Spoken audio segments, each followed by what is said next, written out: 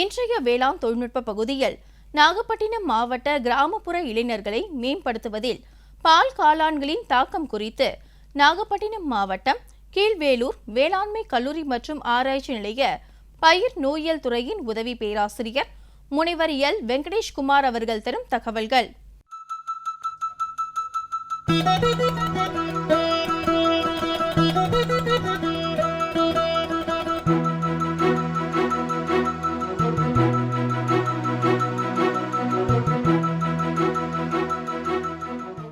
தாவரங்களில் வரக்கூடிய நோய் என்பது என்ன அப்படின்னா,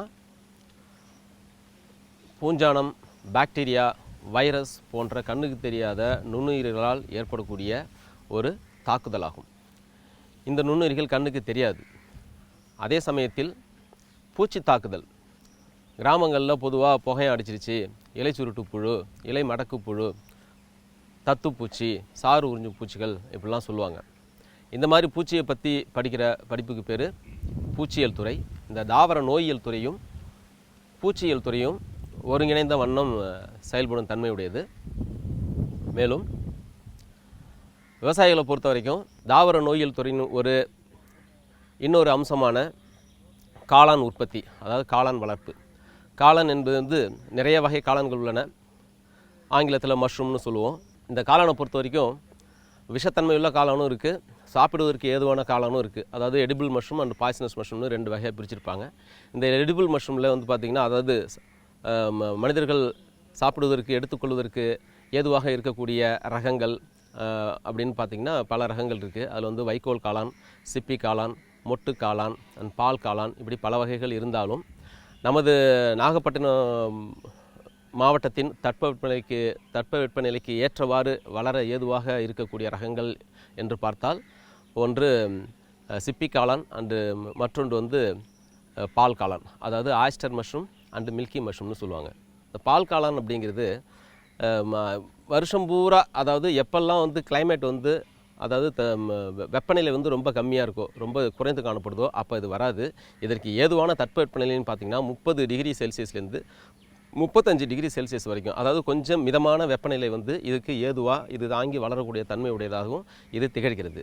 அதே நேரத்தில் சிப்பி காளான் எடுத்துக்கிட்டிங்க அப்படின்னா அதுக்கு கொஞ்சம் குளிர்ச்சியான தட்பவெப்பநிலை தேவைப்படுகிறது. அதாவது 25 டிகிரி செல்சியஸ்க்குள்ளார, அதுக்கு கீழே, அதாவது 20லேருந்து 25 டிகிரி செல்சியஸ் வரைக்கும் உள்ள கொஞ்சம் குளிர்ச்சியான தட்பவெப்பநிலை தேவைப்படுவதால் நாகப்பட்டினம் மாவட்டத்தை பொறுத்த வரைக்கும் பெரும்பான்மையான மாதங்கள் வெப்பநிலை பார்த்திங்க அப்படின்னா 28க்கு மேலே தான் இருக்கும். ஏதோ ஒரு சில மாதங்கள் செப்டம்பர், அக்டோபர் அந்த மாதிரி மாதங்களில் அல்லது மழை நாட்களில், மான்சூன் அந்த மாதிரி இருக்கிற நேரங்களில் மட்டும்தான் பார்த்திங்க அப்படின்னா ஒரு குளிர்ச்சியான தட்பவெப்பநிலை நிலவும்.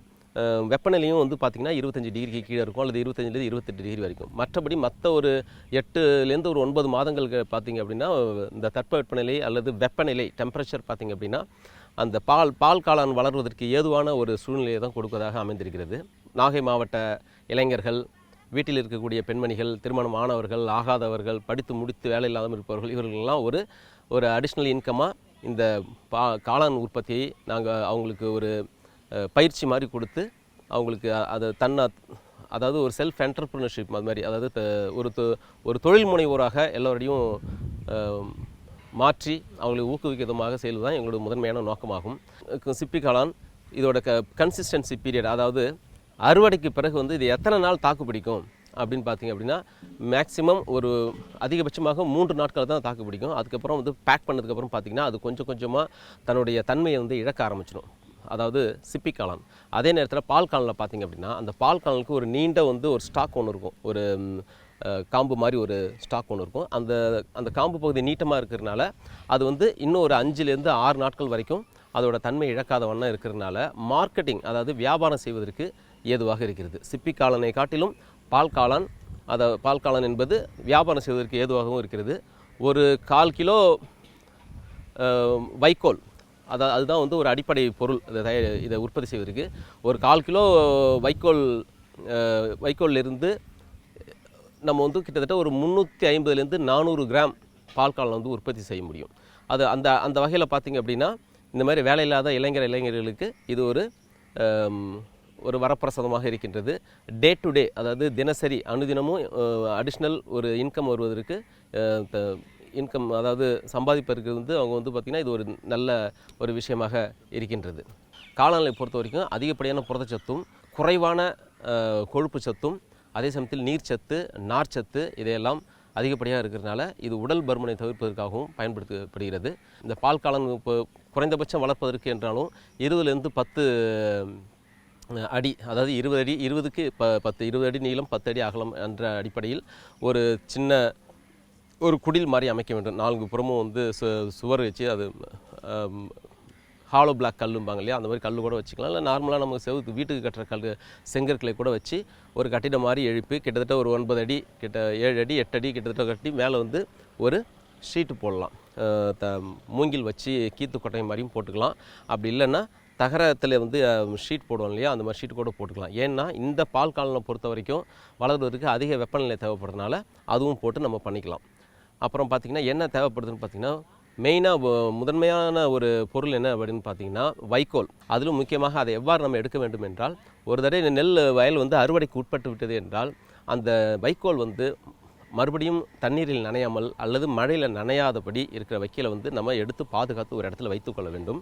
எப்பொழுது நமக்கு கால சூழ்நிலை காளான் வளர்ப்புக்கு ஏதுவாக அமைகிறதோ அப்போது அந்த வைக்கோலை எடுத்து தண்ணி நல்லா வேக வைத்து கொள்ள வேண்டும். நல்லா கொதிக்கிற தண்ணியில் வந்து அதை வச்சு நல்லா வேக வைத்து கொள்ள வேண்டும். வேக வைத்த பிறகு ஒரு மணி நேரம் 2 மணி நேரம் வேக வைக்க வேண்டும்.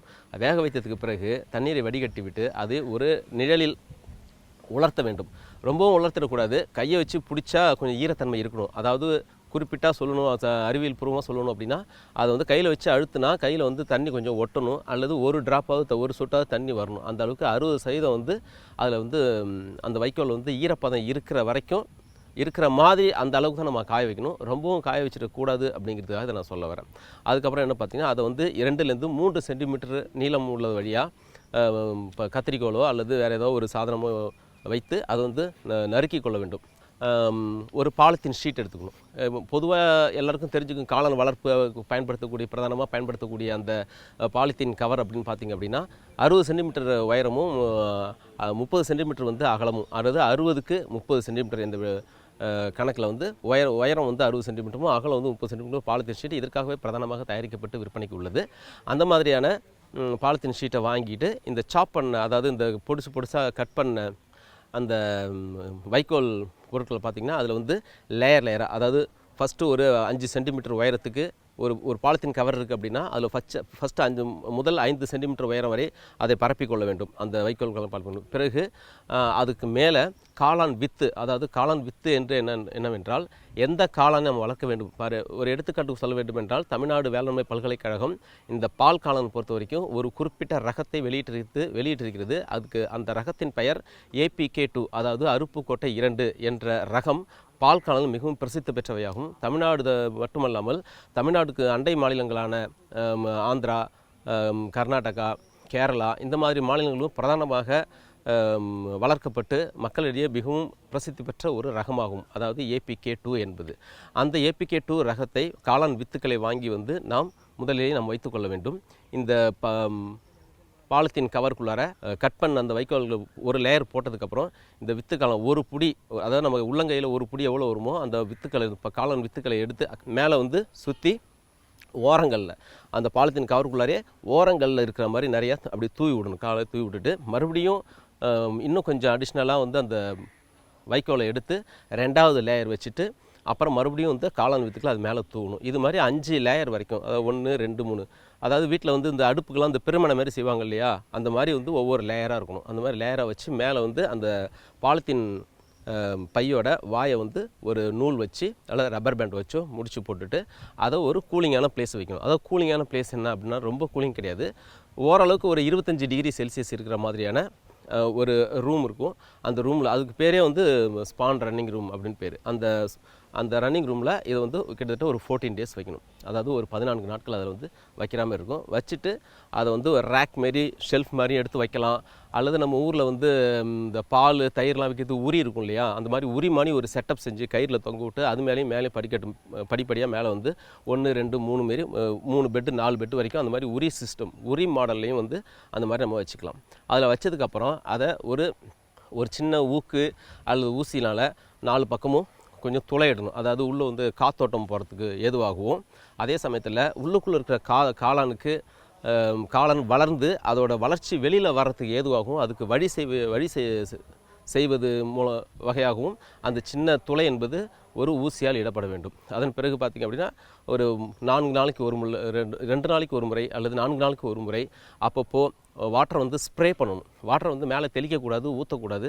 அந்த பெட்டு மேலே ஸ்ப்ரே மாதிரி நம்ம ஃபேஸ்லலாம் தெளிப்பாங்க இல்லையா, அந்த மாதிரி ஸ்ப்ரே மாதிரி அதை தெளித்து விட்டு அப்பப்போ அந்த மஷ்ரூம் பெட்டு அந்த பாலித்தீன் கவரில் எப்போ பார்த்தாலும் ஒரு குளுமை வந்து நிலவர மாதிரி ஒரு தன்மையை வந்து நீர் தெளிப்பதன் மூலமாக வந்து நம்ம உறுதிப்படுத்திக்கணும். இது மாதிரி ஒரு 2 வாரத்துக்கு போனதுக்கப்புறம் பார்த்திங்க அப்படின்னா அந்த பெட்டு பூரா வந்து பார்த்திங்கன்னா நம்ம உள்ளே போட்ட காளான் விற்று அந்த விதை வளர்ந்து அதன் மூலமாக அந்த பூஞ்சான் வந்து வளர்ந்து வைக்க என்ன கலரில் இருக்குமோ அதை தாண்டி அதை விடுத்து அந்த பெட்டு பூரா பார்த்திங்க அப்படின்னா ஒயிட் கலரில் மாறி இருக்கும். அதாவது நம்ம முதல்ல வச்சு இதை வந்து செட்டப் பண்ணி வைக்கும்போது பார்த்திங்கன்னா அது வைக்கோல் கலரில் இருக்கும். அந்த பெட்டு பூரா வைக்கோல் கலரில் இருக்கும்.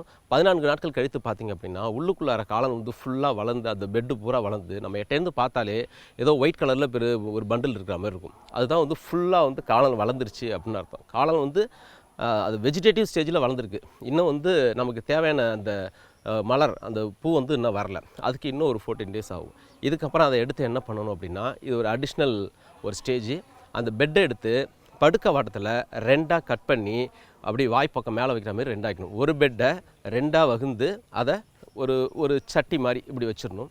அது மேலே பார்த்திங்க அப்படின்னா அடிஷ்னலாக வந்து நம்ம வந்து ஒரு மண் இடணும். அதாவது ஒரு சிவப்பு மண்ணோ அல்லது ஆற்று மணலோ அல்லது வெர்மி கம்போஸ்ட் மண்புழு உரம் இருக்கு இல்லையா, இது எல்லாம் சேர்ந்த கலவை அல்லது நன்கு மக்கிய தொழு உரம், இது எல்லாத்தையும் சேர்ந்த கலவை மாதிரி ஒரு 2லேருந்து 2.5 இன்ச்சு உயரத்துக்கு அந்த பெட்டு மேலே அந்த பெட்டோட ஓப்பனிங் இருக்கு இல்லையா, வாய் இருக்கு இல்லையா, அதை வந்து ஃபுல்லாக அப்படி பரப்பி வச்சிடணும். பரப்பி வச்சுட்டு கொஞ்சம் லைட்டாக அதில் தண்ணி தெளித்து விட்டோம் அப்படின்னா கரெக்டாக வந்து ஒரு 10 நாளில் அதுலேருந்து ஒரு மொட்டு மாதிரி ஒன்று வரும். அதாவது எப்படி ஒரு மல்லிகை பூ வந்து மலர்வதற்கு முன்னாடி மொட்டு மாதிரி வருதோ அதே மாதிரி அந்த பெட்டுக்கு மேலே ஒரு மொட்டு மாதிரி வரும். இது வந்து பட்டு பின் ஹெட் ஸ்டேஜ் அப்படின்னு சொல்லுவாங்க. இந்த பெட்டு வந்ததுக்கப்புறம் மறுபடியும் லைட்டாக அதில் தண்ணி தெளித்து விட்டிங்க அப்படின்னா அதுலேருந்து 7ஆவது நாள் இந்த பால் காளான் அப்படிங்கிறது வளர்ந்து நல்லா வளரும். அதில் மேலே வந்து நல்லா குடம் மாதிரி ஒரு பாகமும் அதுக்கு கீழே நீட்டாக ஒரு காம்பு மாதிரி ஒரு பாகத்தோடு வரும். இது அழகாக எப்படி அந்த நல்ல முத்துன ஸ்டேஜில் வந்தோடனே அந்த காம்பை நல்லா ட்விஸ்ட் பண்ணி முறுக்கி அதை நம்ம ஹார்வெஸ்ட் பண்ணி எடுத்துடலாம். இந்த கல்டிவேஷன் ஒரு பெட்டிலே பார்த்திங்க அப்படின்னா கிட்டத்தட்ட 6 கிலோலேருந்து 7 கிலோ வரைக்கும் நமக்கு உற்பத்தி ஆகும். 1 கிலோ வந்து 100லேருந்து 200 ரூபாய் வரைக்கும் போகுது. அப்போ ஒரு பெட்டில் பார்த்திங்கன்னா அதிகபட்சம் ஒரு 1 கிலோ அல்லது 1.5 கிலோ வைக்கோலை வச்சு சின்ன பொருட்களை வந்து பயன்படுத்தி கிட்டத்தட்ட ஒரு பெட்டுக்கே கிட்டத்தட்ட நம்ம வந்து ஒரு 1000 ரூபாய் கிட்டத்தட்ட வருமானம் வருது. இந்த 1000 ரூபாய் ஒரே நாளில் வந்துடாது. ஃபஸ்ட்டு ஒரு 1/2 கிலோ காய்க்கும், அடுத்த நாள் ஒரு 1/2 கிலோ காய்க்கும். இப்படி கொஞ்சம் கொஞ்சமாக வச்சு இது வந்து ஒரு நிரந்தரமான ஒரு வருமானத்தை கொடுக்கும், நீடித்த வருமானத்தை கொடுக்கும். ஒரேடியாக ஒரே நாள் நம்ம ஹார்வெஸ்ட் பண்ணி ஒரே நடியாக நம்ம வந்து அதிகமான பணத்தை ஈட்ட முடியாட்டினாலும் கிராமப்புறங்களில் உள்ள அந்த நான் ஏற்கனவே குறிப்பிட்டபடி உள்ள வேலையில்லா பட்டதாரிகள், படித்த பெண்மணிகள், வீட்டு பெண்மணிகள் இவங்கெல்லாம் வந்து ஒரு நம்மளுடைய நிரந்தரமான ஒரு விவசாயம் வருமானத்திற்கு அப்பாற்பட்டு இன்னொரு கூடுதல் வருமானமாக இது அமைவதற்கு வழிவகுக்கிறது. மேலும் விவரங்கள் பெற முனைவர் எல் வெங்கடேஷ்குமார் அவர்களை 08667806189 என்ற கைபேசி எண்ணில் தொடர்பு கொள்ளலாம்.